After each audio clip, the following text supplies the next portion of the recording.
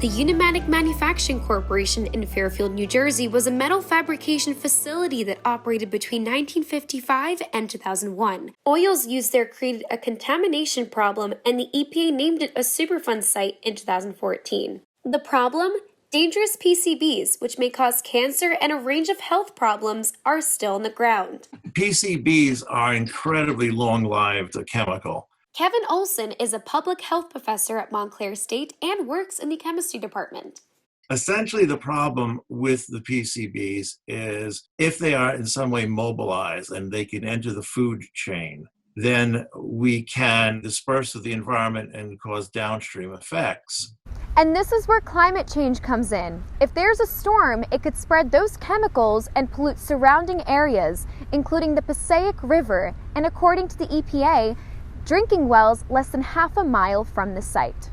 If they get into the groundwater and then someone uses that groundwater for drinking, well, then there's that exposure through drinking water. New Jersey possesses the highest count of Superfund sites nationwide, 114 sites. In a study out this year, the EPA found that high levels of PCBs remain in the subsurface of the site's soil and inside the building. The EPA's remediation plan has not yet been completed, but outside construction projects have started around the site.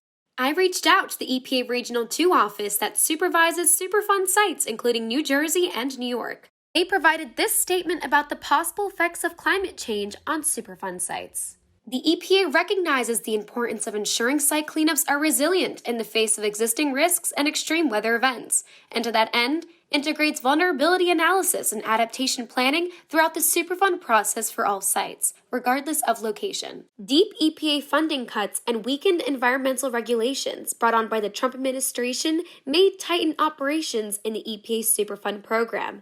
President Trump discredited the significance of climate change during a California wildfire briefing with Governor Newsom. It'll start getting cooler. You just watch. I wish science agreed with you.